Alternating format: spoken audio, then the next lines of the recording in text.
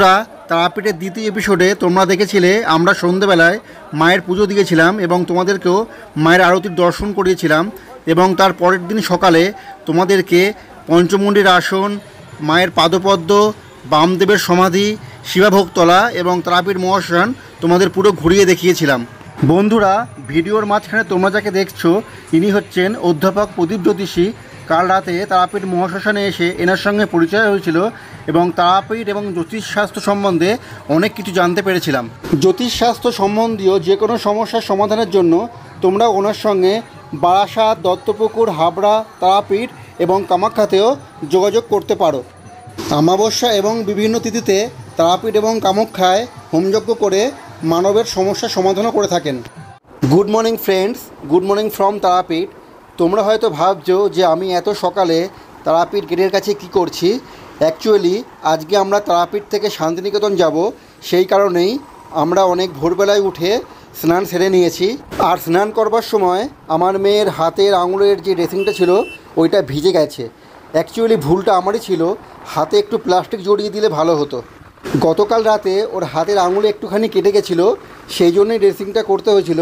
আর আজকে সকালে স্নান করবার সময় ড্রেসিংটা ভিজে গেছিলো, সেই কারণেই ড্রেসিংটা পাল্টানোর জন্যই ওকে একটুখানি ডাক্তারখানায় নিয়ে গেছিলাম এবং নতুন করে ড্রেসিংটা করিয়ে নিয়েছি। আমাদের এখনও ব্রেকফাস্ট করা হয়নি, তাই আমরা ব্রেকফাস্ট করবার পরেই হোটেলে ঢুকবো এবং আমরা এখন যাচ্ছি মন্দিরের সামনের দিকে, ওইখান থেকেই ব্রেকফাস্টটা করব। হোটেল থেকে বেরোতে বেরোতে মনে হয় 11টা হয়েই যাবে। আজকে আমাদের প্ল্যান রয়েছে, আমরা তারাপীঠ থেকে প্রথমে যাব কঙ্কালীতলা এবং কঙ্কালীতলায় মাকে দর্শন করবার পর আমরা যাব শান্তিনিকেতন এবং সোনাঝুরি হাটও আমরা তোমাদেরকে ঘুরিয়ে দেখাবো।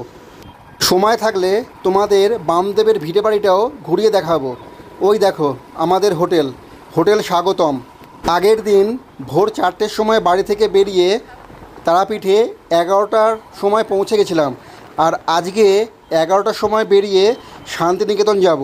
কালকে টেম্পারেচার ছিল 43 ডিগ্রি সেলসিয়াস, তো আজকে ওই রকমই আছে 43-44। তো বন্ধুরা, বুঝতেই পারছো এত গরমে বাইক চালাতে আমাদের কতটা কষ্ট হবে।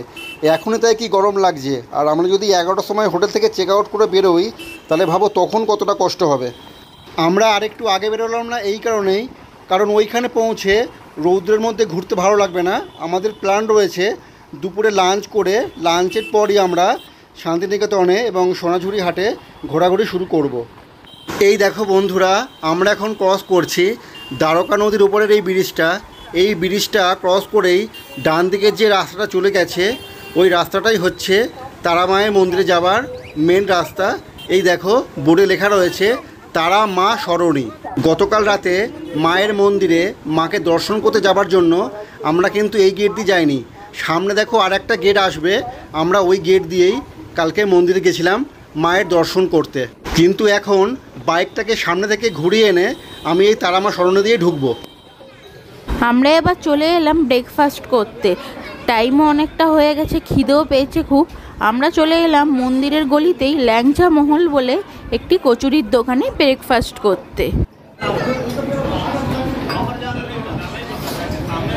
এই দোকানটিতে কিন্তু নানান ধরনের ব্রেকফাস্ট আইটেম বিক্রি হচ্ছে। তো আমরা অর্ডার করলাম কচুরি আর গরম গরম ছোলার ডালটা খেতে কিন্তু খুব টেস্টি ছিল। এদিকে কচুরি দেখে কুহুর মুখে কিন্তু খুব হাসি ফুটেছে, কারণ প্রত্যেক রোববার ও বাবার সাথে বাজারে গিয়ে কচুরি খেয়ে তারপরেই বাড়ি আসে বাজার করে। তো কচুরি খেতে ও খুবই কিন্তু ভালোবাসে।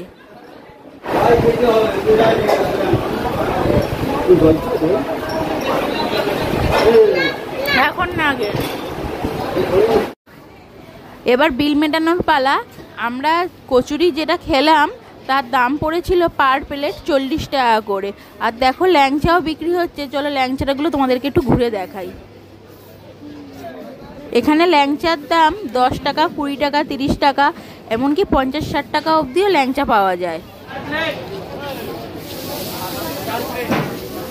কত করে এই ছোট ব্যাগগুলো ভাই?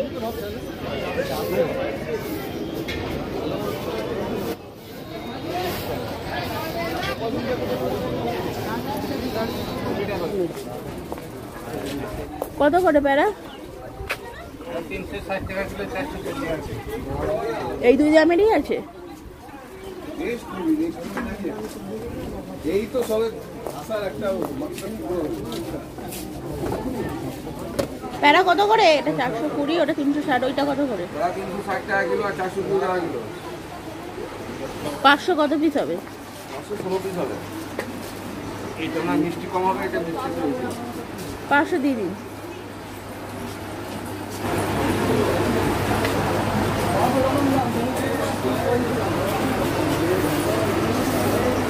এটা দেখি টেস্টটা।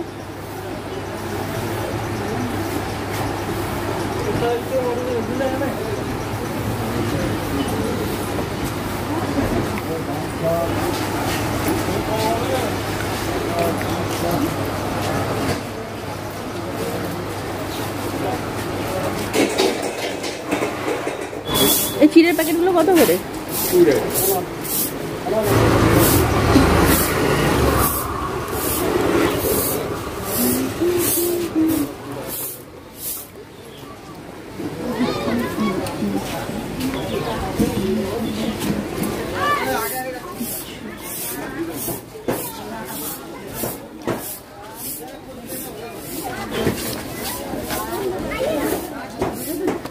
মাম্পির শপিং করবার ছিল, সেই ফাঁকে আমি মেয়েকে হোটেলে রেখে এসে আবার আসলাম এই তারামা সরণিতে, এবং আমাদের বাড়ির জন্য প্যারা নিয়ে যাওয়ার ছিল, এবং দেখতেই পেলে আমরা প্যারা কিনে নিয়েছি। তারাপীঠের প্যারা স্বাদটা কিন্তু খুব সুন্দর। আমি কালীঘাট এবং দক্ষিণেশ্বরেরও প্যারা খেয়েছি, কিন্তু আমার সবথেকে বেশি ভালো লাগে সেটা হচ্ছে তারাপীঠের প্যারা। সকালবেলা ভেবেছিলাম আরও একবার মায়ের দর্শন করব, কিন্তু মন্দিরে যা ভিড় এবং যা লাইন, তোমরা সকলেই জানো ভোর 5টার সময় মন্দির খুলে যায়, সুতরাং এখন বাজে 8টা বেজে গেছে, তো এখন মন্দিরে প্রচণ্ড ভিড় রয়েছে। এই দেখো হনুমান, কত হনুমান দেখো, এই দেখো আর একটা, এখানে দেখছি তো অনেক হনুমান, বাপরে বাপ, সবাই দেখো লাইন দিয়ে দেখছে। আর ওই দেখো আরও দুটো বসে। আমার ডান দিকে যে দোকানটা দেখতে পাচ্ছ, ল্যাংচা মহল, এখান থেকেই কিছুক্ষণ আগে আমরা ব্রেকফাস্ট করলাম, তোমরা দেখেছো। মন্দিরে তো কালকে রাতে আমাদের পুজো দেওয়া হয়ে গেছে, সেই জন্যে সকালবেলা গেছিলাম দর্শন করবার জন্য, কিন্তু ভিড়ের জন্য আর ঢুকলাম না। যাই হোক, আমরা এখন ফিরে যাচ্ছি হোটেলে। আমাদের লাগেজ প্যাকিং করবার বাকি আছে। প্যাকিং তো মোটামুটি হয়ে গেছে, কিন্তু মাম্পি এখান থেকে কিছু ঠাকুরের জিনিস পারচেস করেছে এবং তার সাথে প্যারাও কিনেছে, তো সেইগুলো গিয়ে প্যাকিং করতে হবে। বেলা বাড়ার সাথে সাথে গরমটাও বাড়বে, তাই অনেক মানুষ এখন লাইন দিয়েছে মাকে দর্শন করে মায়ের পুজো দেবে।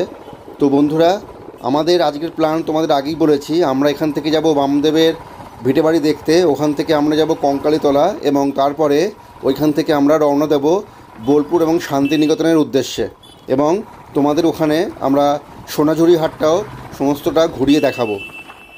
এই নিয়ে আমি তারাপীঠ অনেকবার আসলাম, কিন্তু বিয়ের পর মাম্পিকে নিয়ে আমি এই প্রথমবার আসলাম। কিন্তু বাইক চালিয়ে আসতে 43-44 ডিগ্রি টেম্পারেচারে বাইক চালাতে সত্যি বলছি বন্ধুরা প্রচণ্ড কষ্ট হচ্ছে। এই দেখো চলে আসলাম আমাদের হোটেলে, হোটেল স্বাগতম। এই হোটেলটা কিন্তু সত্যিই খুব সুন্দর।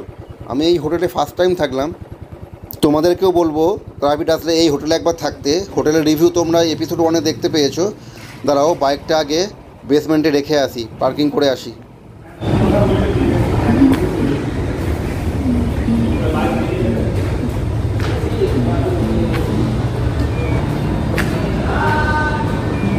কত হয়েছে বিল? 1 লাখ হয়েছে?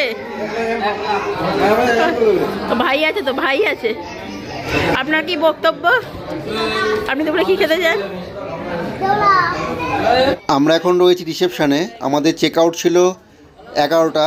তো বন্ধুরা, আমরা এখন এখান থেকে বেরিয়ে আমরা শান্তিনিকেতনের উদ্দেশ্যে এবং কঙ্কালীতলার উদ্দেশ্যে রওনা হব।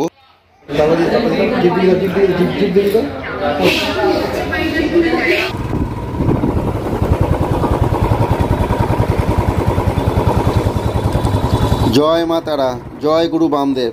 এই স্করপিওর মধ্যেই আমাদের ফ্যামিলি রয়েছে এবং আমার মেয়েও রয়েছে এই স্করপিওর মধ্যে। বন্ধুরা, হোটেল থেকে বেরিয়ে আমাদের জাস্ট ফেটে যাচ্ছে, কারণ আমরা এতক্ষণ ছিলাম এসির মধ্যে, এসি থেকে বেরিয়ে এই রৌদ্রের মধ্যে রাইড করতে হচ্ছে, তো বুঝতেই পারছো। আর এই হিট 44 ডিগ্রি টেম্পারেচার, তো তোমরা একবার গেস করো যে আমাদের কতটা কষ্ট হচ্ছে। রৌদ্রের তাপটা গায়ে লাগছে, পুরো জাস্ট ফাটিয়ে দিচ্ছে একদম। তোমাদেরকে বলবো তোমরা তারাপীঠে অবশ্যই এসো, কিন্তু এত গরমে এসো না, কারণ সত্যি বলছি গরমে কিন্তু প্রচণ্ড কষ্ট হচ্ছে। কিন্তু মা কখন কাকে ডাকবে সেটাও বলা মুশকিল, কারণ দেখো আমাদের প্ল্যান ছিল না তারাপীঠ আসবার, প্ল্যান ছিল কয়েকদিন বাদে আসবার, কিন্তু এত গরমে হঠাৎ ঠিক হলো এবং দেখো আমরা হঠাৎই চলে আসলাম। এই সবই হচ্ছে মায়ের ডাকে। সামনের এই মন্দিরটা হচ্ছে হনুমান মন্দির এবং মন্দিরের উপরে দেখো কত বড় একটা শিবলিঙ্গ রয়েছে এবং মন্দিরের ভেতরে যে বজরঙ্গবলীর মূর্তিটা রয়েছে সেটাও কিন্তু অনেক বড়। জয় বজরঙ্গবলী। এই যে ভিডিওটা দেখছো এই ভিডিওটা আমার অজান্তেই করেছে, ওরা গাড়ির ভেতর থেকে করেছে। আর আমরা এখন যেই জায়গাটা ক্রস করছি এই জায়গাটা হলো বামদেবের বাড়ি, অর্থাৎ বামদেবের ভিটে বাড়ি। তারাপীঠ থেকে বামদেবের বাড়ি মাত্র 1 কিলোমিটার। ওই দেখো টোটো গাড়ি সব দাঁড়িয়ে রয়েছে, তোমরা খুব সহজেই টোটো নিয়ে এই বামদেবের বাড়িতে চলে আসতে পারো। আগে আমি তারাপীঠ এসে বামদেবের বাড়ি দর্শন করতে এসেছিলাম, কিন্তু আজকে আমি আর ঢুকলাম না, কারণ প্রচণ্ড গরম। এখন দুপুর 12:30 বাজে। আর বান্টি তোকে অসংখ্য ধন্যবাদ এই ভিডিওটা করে দেওয়ার জন্য। আমরা এখন দাঁড়িয়ে আছি কোপাই নদীর ধারে। ওই দেখো ব্রিজের নিচ থেকে কোপাই নদী বয়ে গেছে, কিন্তু তোমাদের সামনে গিয়ে যে কোপাই নদীর জলটা দেখাবো সেটাও ভালো লাগছে না, কারণ রৌদ্রের তাপটা দেখো, দেখেছো পুরো ফেটে যাচ্ছে, জাস্ট বিভৎস রৌদ্রের তাপ, আমাদের গা পুরো জ্বালা করছে একদম। এই দেখো বন্ধুরা আমরা এখন চলে আসলাম কঙ্কালীতলা। এই হচ্ছে কঙ্কালীতলার মেন গেট। কঙ্কালীতলার নাম তোমরা অনেকেই শুনেছো এবং অনেকেও এখানে হয়তো ঘুরতে এসেছো। এখানকার মা খুব জাগ্রত, তোমরা অনেকেই জানো। সামনে গাড়ি আটকালো কেন, কি হলো এখানে? মনে হয় পার্কিংয়ের জন্য বলছে। কঙ্কালীতলা জিপি। বন্ধুরা তোমরা যারা তারাপীঠ আসছো, তোমাদের হাতে যদি সময় থাকে তোমরা অবশ্যই কঙ্কালীতলায় এসে একবার মায়ের দর্শন করো। রাস্তার দুই ধারে দেখতেই পাচ্ছ অসংখ্য দোকান রয়েছে, তোমরা এখান থেকে মাকে পুজো দেওয়ার জন্য মায়ের ডালা সংগ্রহ করতে পারো। এই দেখো বাঁদিকে এবং ডান দিকে দুদিকেই দেখো অসংখ্য দোকান রয়েছে। সোজা হচ্ছে মায়ের মন্দির, আমরা ডান দিকে নিয়ে নিলাম পার্কিং করার জন্য, এবং বাঁদিকে দেখো আরও একটা রাস্তা নেমে গেছে, ওইখানেও পার্কিংয়ের অনেক বড় জায়গা আছে এবং ওটাই হলো পার্কিংয়ের মেন জায়গা। এই দেখো বন্ধুরা আমরা এখন প্রবেশ করলাম কঙ্কালীতলা মায়ের মন্দিরে। এটি বীরভূম জেলার বোলপুর থেকে মাত্র 10 কিলোমিটার দূরে অবস্থিত। এইখানে একটি কুণ্ড আছে, ওইখানে মায়ের কাঁকাল বা কোমরের অংশ পড়েছিল, সেই থেকেই এই জায়গার নাম কঙ্কালীতলা। ওই দেখো লেখা রয়েছে আই লাভ কঙ্কালীতলা। এই মন্দিরে পুজো দেওয়ার জন্য ডালার মূল্য 11 টাকা, 21 টাকা, 51 টাকা, 101 টাকা এবং 501 টাকা পর্যন্ত হয়ে থাকে। মা স্বপ্নাদেশ দিয়েছিলেন তিনি এই মন্দিরে বিরাজমান, তাই এই মন্দিরে মায়ের মূর্তির পুজো করা হয় না, মায়ের ছবিরই পুজো করা হয়। আর ওই গাছটি হচ্ছে মনস্কামনা গাছ, ওই গাছেই সবাই মানত করে থাকে। এই মন্দিরটি সকাল 6টা থেকে রাত্রির 8টা পর্যন্ত খোলা থাকে এবং মন্দিরের পাশে একটি শিব মন্দিরও রয়েছে। দুপুর 12টার পর 50 টাকার কুপন কেটে তোমরা মায়ের ভোগও গ্রহণ করতে পারবে। ভোগের মধ্যে থাকে পোলাও, ভাত, ডাল, তরকারি এবং পায়েস। বন্ধুরা এই হলো সেই কুণ্ড যেখানে মায়ের কাঁকাল বা কোমরের অংশ পড়েছিল। এই জলের মধ্যেই মায়ের শিলামূর্তিটি আছে, যেটা জল শুকিয়ে গেলে দেখা যায় এবং তখন ভক্তরা এখানে পুজোও দিতে পারেন। এই জল খুবই পবিত্র মানা হয় এবং এই জলকে শান্তি জল রূপে ব্যবহার করা হয়, তাই এই জল পায়ে লাগানো নিষেধ এবং সেই কারণেই এই পুকুরে স্নান করাও নিষেধ। এই মন্দিরের পুরোহিত বৈদ্যনাথ চক্রবর্তী মহাশয়ের মুখ থেকে শোনা যায় কলকাতার একজন অনেক টাকা খরচা করে মায়ের মূর্তি বানাতে চেয়েছিলেন, কিন্তু কিছুদিন বাদে তার মৃত্যু হয়। আর সেই থেকেই এখানকার মন্দির কমিটি মায়ের মূর্তি বানানো নিষেধ করে দেয়। বন্ধুরা আমরা এখন রাইড করছি শান্তিনিকেতনের উপর দিয়ে। আমাদের লাঞ্চ করতে বাকি আছে, সেই কারণে আমরা এখন যাচ্ছি আমার কুটির নামে একটি হেঁসেলে, ওইখান থেকেই আমরা আজকের লাঞ্চটা করব। বন্ধুরা তোমাদের একটা কথা জানিয়ে রাখি, এরপর আমার আরও নতুন নতুন মোটো ভ্লগ আসতে চলেছে, যেমন পুরুলিয়া, দার্জিলিং, গ্যাংটক, মেঘালয়, এই সমস্ত জায়গা। আর সেই সব ভিডিওগুলো দেখবার জন্য তোমরা আমার চ্যানেলটাকে সাবস্ক্রাইব করে রেখে দাও এবং নোটিফিকেশনটাকে অন করে রেখে দাও, যাতে আমি ভিডিও ছাড়ার সাথে সাথে তোমাদের কাছে সবার আগে পৌঁছে যায়। বন্ধুরা তোমরা মাটির কালারটা লক্ষ্য করেছো? এই দেখো এই মাটির কালারটা কিন্তু পুরো লাল, মানে এটা অ্যাকচুয়ালি হলো লাল মাটি। লাঞ্চের পর শান্তিনিকেতনের আশপাশটা তোমাদের ঘুরিয়ে দেখাবো এবং এখানে যে কোপাইয়ের হাট বা সোনাঝুরি হাট আছে সেটাও তোমাদের ঘুরিয়ে দেখাবো। বন্ধুরা আমরা এখন পৌঁছে গেলাম আমার কুঠির হেঁসেল ঘর। বন্ধুরা, এই জায়গাটা দেখো কত সুন্দর, শান্তশিষ্ট পরিবেশ, কত সুন্দর একটা জঙ্গলের ভেতরে একটা রেস্টুরেন্ট। আমি শান্তিনিকেতনে এর আগে অনেকবারই এসেছি, কিন্তু এখানে লাঞ্চ করতে এই প্রথমবার আসলাম। কি সুন্দর দেখো, শান্ত পরিবেশ, পাখির ডাকগুলো শুনতে দেখো কত সুন্দর লাগছে।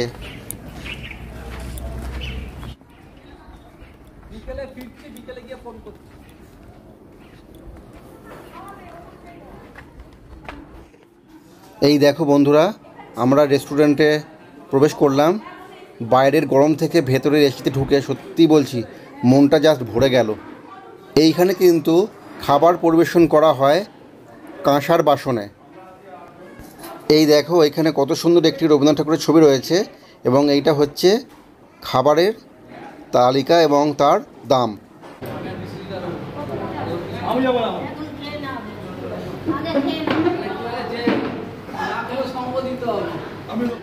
তোমার কে ফোন করেছে? কি খাবেন আপনি? তোরা আসলে এখানেই খাস? তুই তো আমাদেরকে এমনিও বলছি গেলে এখানে খেতে, আমার হেসেলে।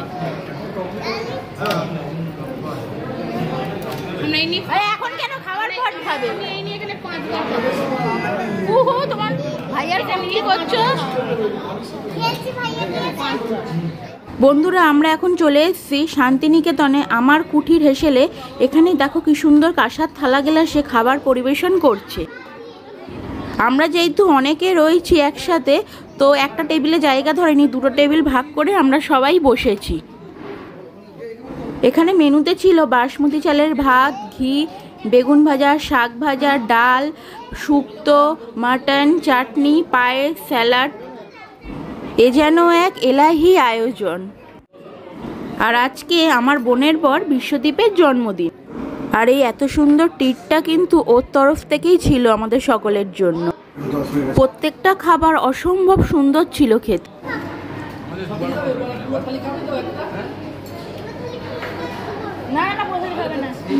লাঞ্চের পর আমরা কয়েকজন টোটো করে চারপাশটা একটু ঘুরে দেখতে বেরিয়েছি।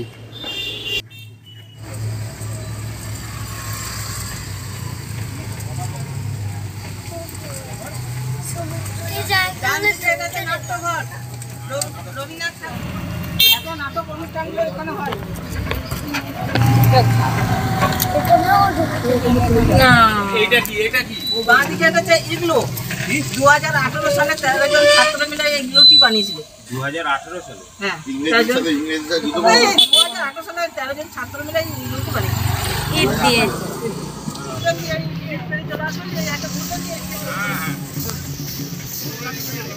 আমরা এই মাত্রই যাই থাকবো। এই যদি রাজগান, হ্যাঁ, এখানে সাঁওতাল নাচ হয়, ওই দেখো।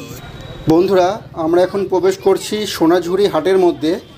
এই হাটটি কোপাই নদীর সংলগ্ন বলে একে কোপাইয়ের হাটও বলা হয়ে থাকে। মাম্পি এবং আমার দুই শালির তো এখন খুবই আনন্দ, তার কারণ হলো ওরা এখন শপিং করার জন্য মনের মতো জায়গা পেয়ে গেছে। এইখানে তোমরা বিভিন্ন ধরনের গার্মেন্টস পেয়ে যাবে, এবং তার সাথে সাথে তোমরা ঘর সাজানোরও বিভিন্ন ধরনের জিনিস দেখতে পাবে। আমি যতটা পারছি তোমাদেরকে চারিপাশটা ঘুরিয়ে দেখানোর চেষ্টা করছি। এই দেখো এইখানে কত সুন্দর সুন্দর শাড়ি, এবং তার সাথে তোমরা বিভিন্ন ধরনের বেড কভারও দেখতে পাচ্ছ। এইখানকার গার্মেন্টসের মধ্যে সবথেকে কিন্তু ফেভারিট বা যেটা সবার নজর কেড়ে রাখে সেটা হচ্ছে টি শার্ট। তার কারণ এইখানে টি শার্টের মধ্যে বিভিন্ন রকমের আঁকা ও ছাপা থাকে, এবং সবথেকে বড় ব্যাপার হলো টি শার্টের মধ্যে যে লেখাগুলো থাকে সেইগুলো কিন্তু মন কেড়ে নেওয়ার মতন। এই হাটটি সন্ধে পর্যন্ত খোলা থাকে, সন্ধ্যের পরে হাটটি কিন্তু বন্ধ হয়ে যায়। এই দেখো এখানে কত রকমের নানা ধরনের ব্যাগ রয়েছে। আর সোনাঝুরি হাটের মূল আকর্ষণীয় জিনিস যেটার জন্য মানুষ ব্যাকুল হয়ে থাকে, সেটা বলো তো কি? সেটা তোমরাই দেখে নাও।